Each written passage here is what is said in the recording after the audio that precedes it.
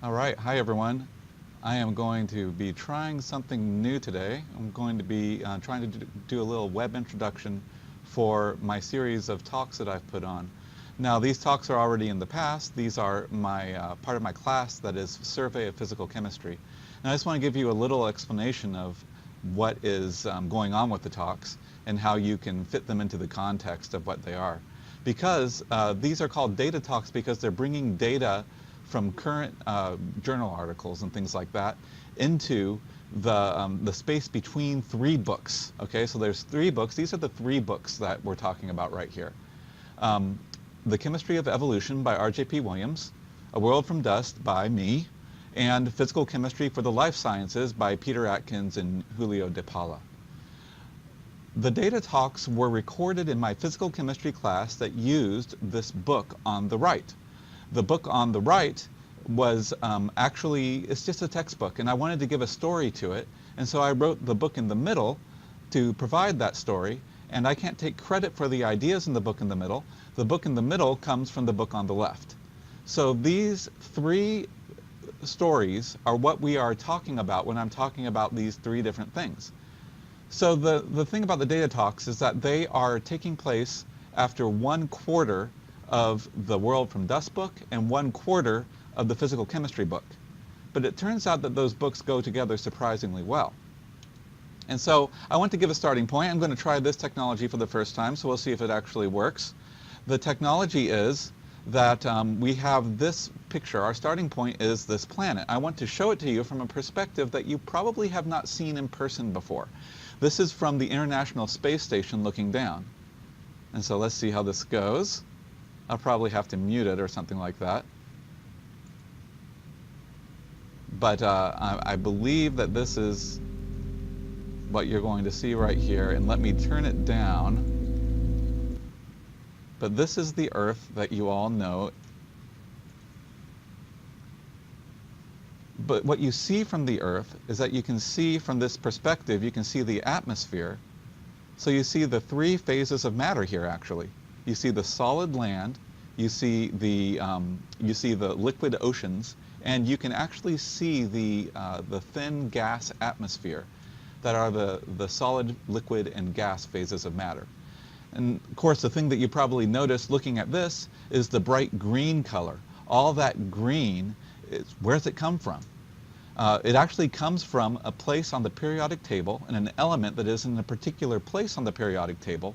And it actually looks like a bit of a shield, isn't it? It looks like a force field around the planet or something like that. It actually is, in a sense, a force field around the planet. It's the ozone layer protecting us from the atmosphere. It's actually related to the ozone layer, so I shouldn't conflate the two. But it's the oxygen in our atmosphere, which is clearly life-giving and also protects us from certain kinds of radiation. The green color comes from the emission that oxygen does when it absorbs harmful rays from the sun, and it actually brings them down to physical, visible light. Okay? So that is what we're going to be talking about, just our little planet here. So that will give us plenty to talk about. Now, the thing about the planet is that oxygen is the key to why the color green is the key to why we can breathe. And it's the key to life in general. And oxygen concentrations actually changed over the history of the planet. Well, what do I mean when I say that? What does that imply, and could it be the same elsewhere in the universe? Those are the questions that I actually address in this book. Those questions all involve physical chemistry. And so I want to talk about why I can say that. So, in the beginning, there was light. It wasn't green like that oxygen light that we just saw in the last thing, but it was light that was actually all colors and beyond colors that we could see. And so this is Carl Sagan's timeline of the universe, and you can see that the universe is very, very old, but it's also finite, 13.7 billion years. So I want to talk about how chemistry has changed and worked and been built up and then led to life over those 13.7 billion years. And there are physical chemistry rules that determined how the planets came together, how the galaxies came together, and how life came together on this planet. And of course, if I'm saying that there's chemical rules, there's probably one image that you've already got in your head, And that's the image of this, the periodic table. When life first, or actually when the universe first started, well, not when life first started, when the universe first started, you had protons, neutrons, and electrons. And they combined in first to form the simple elements, which is shown by the 1 on the periodic table, to make hydrogen. And over 13.7 billion years, they've had time to combine and form most of the rest of this table that sticks around in the atoms. And every bit of matter that we interact with, every bit of matter that is alive and the bits of matter that are dead or have never been alive, they are all made from atoms represented on this table. And the thing about that, the amazing thing about that, is it can be organized. Where does this organization come from? That's again a part of the physical chemistry question. So you're asking these physical chemistry questions, you just don't realize it. And so the periodic table of the elements, here we have, 110, we actually have up to 118 now, but we don't use all of them. I'm a biochemist and I have never used most of these elements. There's only a minority of the elements that we actually use in life, and definitely a minority are prevalent in life. If you want to circle the biochemical periodic table of the elements, you'll find that you'll circle these elements that we've circled right here. Life only incorporates these. Was it just arbitrary? Well, actually, there were chemical rules that were deciding which parts of the periodic table we would use and why. So anything living really only uses a couple dozen elements, and all the rest of them are not really used by life. They're rejected by life rather than accepted or used by life. Why? Physical chemistry.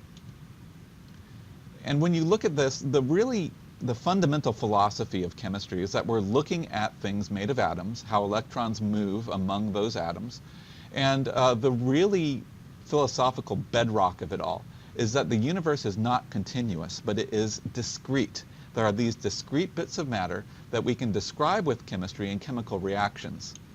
And this is not a new idea. The universe is not continuous. There's little bits of matter, and it can't be made of just anything. There's no element 1.5. There's only element 1 and element 2, hydrogen and helium.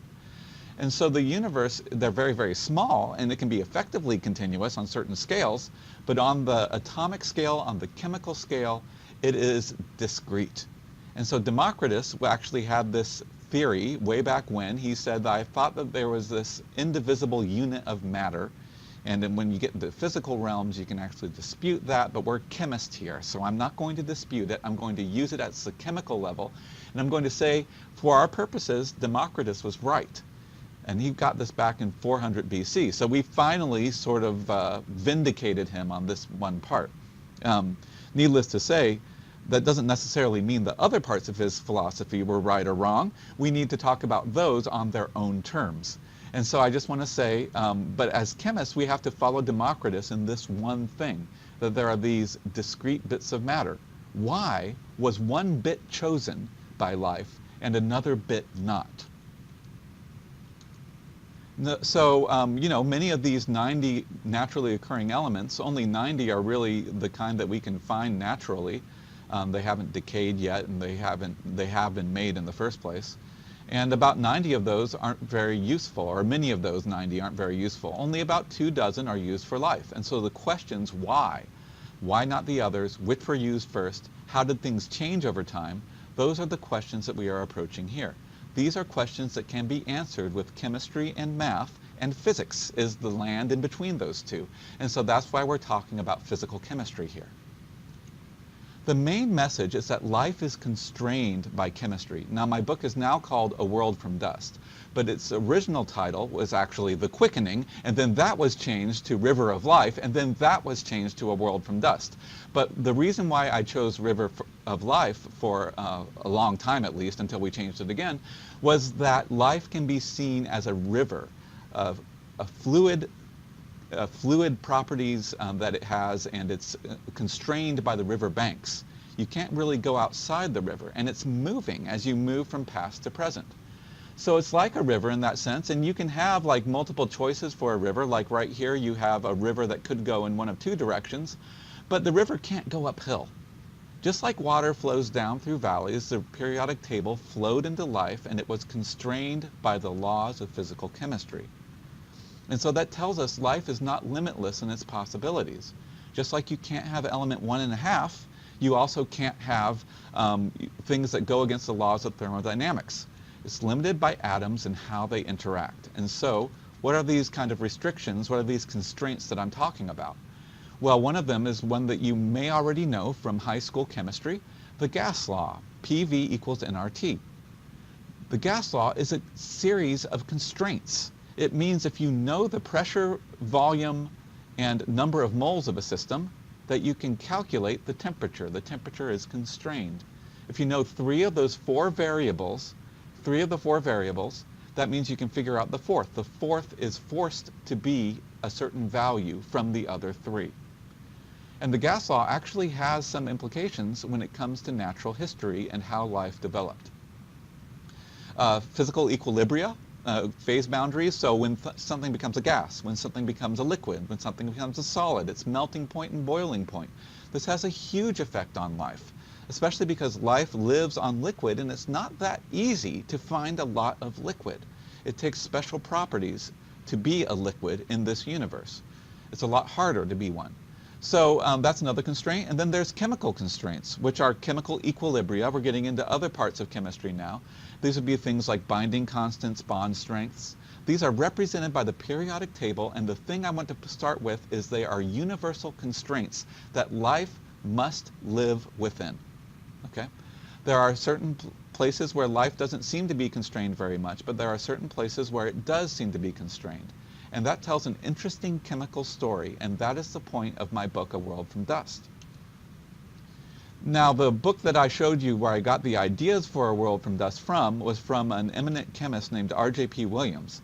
And he wrote a book called The Chemistry of Evolution with this quote, as very important from the beginning, to say that because life is constrained does not mean that evolution did not happen. Quite to the contrary, it shows that evolution itself was constrained and caged in by the physical chemistry laws.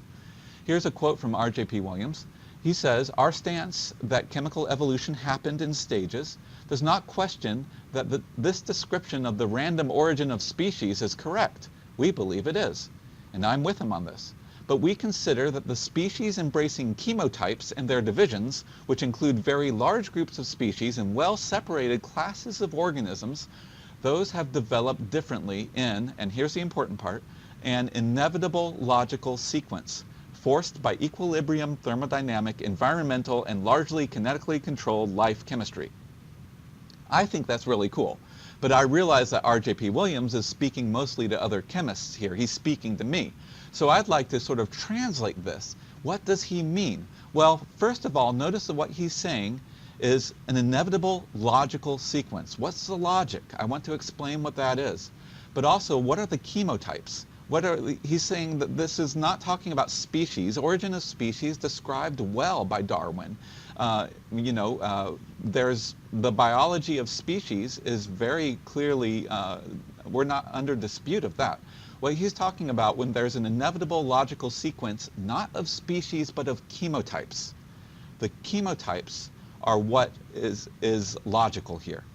So what's a chemotype? Well, good thing you asked, because a lot of people would ask. It's R.J.P. Williams' term. R.J.P. Williams looks and classifies organisms not by morphology, not by their shapes, but by their chemistry, asking the questions of what elements do they eat, what elements do they excrete, and how do they interact chemically with the chemistry of the environment. This is, of course, a very chemical category of looking at things. But to explain what a chemotype is rather than a species, so yeast are single-celled organisms, humans are multi-celled organisms, so we interact very differently with our environments as far as our chemistry does, and yeast can do a lot of the same chemistry that we can, but there's enough differences that we should say that we are chemically different animals, okay? So yeast would be in a single-celled chemotype and humans in a multi-celled chemotype. On the other hand, me and my cats are going to be similar. We can eat similar kinds of food. We excrete similar kinds of processes. You know, it's very different at some levels. Maybe there's omnivores and carnivores and things like that. But we are basically the same kind of chemotype in that we both like sugars. We both poop the same, you know? It's that kind of thing. So we would put humans and cats in the same chemotype, with the exception that humans can actually do some extra chemistry in our laboratories, and we can make devices to do chemistry. So R.J.P. Williams actually puts humans and cats in a slightly different chemotype, but you see that cats and dogs would be in the same chemotype. So the chemotypes in order are anaerobes, which are microbes that live without oxygen, aerobic prokaryotes, simple microbes that live with oxygen, eukaryotes, which are complex microbes, multicell eukaryotes, animals, and humans. Those are the different chemotypes, and there's not very many of them. So see that we're talking like chemists, and we're not necessarily talking like biologists. What's interesting is as you go up in chemotype, and by the way, as you go up in chemotype, you go through the natural history of the planet, metabolic chemistry becomes more restricted. Anaerobes can do more chemistry than aerobes can. Eukaryotes can do less chemistry than prokaryotes can, as a general rule, if you're looking at the diversity of metabolism that you see. And we actually are the most restricted when it comes to metabolic chemistry. But I'm not arguing that we are somehow simpler, where we are definitely more complex. You know, for instance, if you want to take plants take in CO2 and they give out O2. So you'd put them down in the multicell eukaryotes. They can do some chemistry that animals cannot. And yet animals can move and think, whereas plants cannot. And so there's something different. What you have extra as you move up in the chemotypes is you have structural chemistry, structural complexity. And so you have organs and organelles. You have the ability to build labs when you get to humans. Structural chemistry becomes more complex as you proceed in order through the chemotypes. So that's the basic idea. There's only a handful of chemotypes, but those are what's in logical order according to R.J.P. Williams' way of looking at things. In fact, here's a picture that he drew. He drew this cone of life, and if you can look at this, you can see, hopefully I'm not blocking it up, but like right here it says billions of years age, okay? And as you're moving up through the billions of years age, you get more and more life, and at first you have anaerobes, then you have aerobic prokaryotes and eukaryotes, and the other things don't go away. They expand in diversity as they go along, and then you get the more complex chemotypes as you proceed through natural history. There's a bunch of stuff going on here, but the main thing I want to show is that there's a logical order of chemotypes that R.J.P. Williams is talking about. And the book and the data talks are all about what is the evidence for this, and what is really the evidence for saying that there's an arrow to time. The arrow to time that you'll notice, if you can see like right above me, environment oxidation is the arrow of time that R.J.P. Williams focuses on. And so again, oxygen is the key. What are we talking about? What does it mean? What does the other stuff on here mean? That's what the rest of the book and the data talks are here to talk about. And actually here we have me zooming in a little bit so you can see that there are some things going on. We had the production of oxygen up there in that upper left corner up there, and you have oxygen shows up again and again. Logical order of chemotypes driven by oxygen. That's the one thing I want you to start with. And if you start with that, then we can tell the rest of the story starting from what you see what the plot is going to be. Okay, spoiler alert, oxygen is important. So the cone is actually on the cover of this book by R.J.P. Williams called The Chemistry of Evolution. And again, I want to give him credit for the ideas of where these ideas come from. I also can assign him blame if he ends up being totally wrong. But the thing is, he wrote this book before the data came out. And then after the data came out, I wanted to translate his ideas, and I wrote my book to explain how the data supported his view of natural history and to explain what that view of natural history was. So that's what A World from Dust is. It's A World from Dust is written for college students and above, and it's written for people with some background in chemistry to talk about what do we mean by this inevitable chemical logic that life proceeded through. And it's actually very interesting. I mean, there's a lot of things to talk about with it. So because it's physical chemistry, guess what? It goes with a physical chemistry textbook. This is the book that I use in my class. And so we go through 6 chapters, or actually it's 8 chapters that we go through in the class. And after every 2 chapters of this book, physical chemistry for the life sciences. They go with 3 chapters of my A World from Dust book, this book right here, and they actually go together. This is a chart that tells you how they go together. You have Williams on the one hand, which is his story, and the phases that the universe went through actually go with the chapters that Atkins goes through in order, is the cool thing. What do we mean by that? Well, the data talks are part of the explanation for what we mean about that. So I don't want to give away too much, but I want to say that this is a companion to A World from Dust.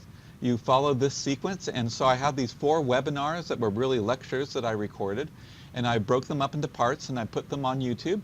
And so you can move through those. I recommend reading chapters 1 through 3 before seeing the first webinar, 4 through 6 before the second Data Talk webinar, 7 through 9 before the third, and 10 through 12 before the last one. But honestly, if you want a taste of it, you can just go ahead and see what's going on and what we'll be talking about. Before each Data Talk, there's also an intro video for each chapter that I put up, and that's on a different playlist on YouTube as the 12 Colorful Rules series. So you can watch those if you are pressed for time. You can at least watch those and get an idea of what the book says, and then you can watch the Data Talks and kind of see what it's all about. You can do whatever you want. I'm just giving you the way that this was given in class, okay? So this is the first Data Talk for chapters 1 through 3 in A World from Dust and chapters 1 and 2 in Atkins. Why did the universe cool as it expanded? The answer to that, physical chemistry. With the famous word entropy, what does entropy mean? Well, we'll talk a little bit about it, and learning what it means and how it shaped life is one of the main points of all this. The second talk is how does energy move through the environment and life? If the chemotypes have different types of movement from the environment to life and back again, then you're going to have some chemical rules that determine that. And so how does energy move? That's actually a question of thermodynamics. World from Dust chapters 4 through 6, Atkins chapters 3 and 4. And then oxygen changes everything, because at first oxygen actually isn't around, and if it's the key to life, it's one of the reasons why life took a long time to get going, because we needed more oxygen. It finally happens halfway through the story, and so that's 7 through 9 chapters of A World from Dust, and it's chapters 5 and 6 for the Atkins. And then finally, the last Data Talk is chapters 10 through 12 of A World from Dust, and that's when chemical kinetics comes into play. And that's Atkins chapters 6, 7, and then we throw in chapter 11 because I want to talk about some of those things as well. So we'll be talking about the kinetics of living at the end of the day. That's a PChem concept. What does that mean, and how does that fit in with R.J.P. Williams' ideas and the story of how life developed over 13.7 billion years, over 4 billion years on this planet?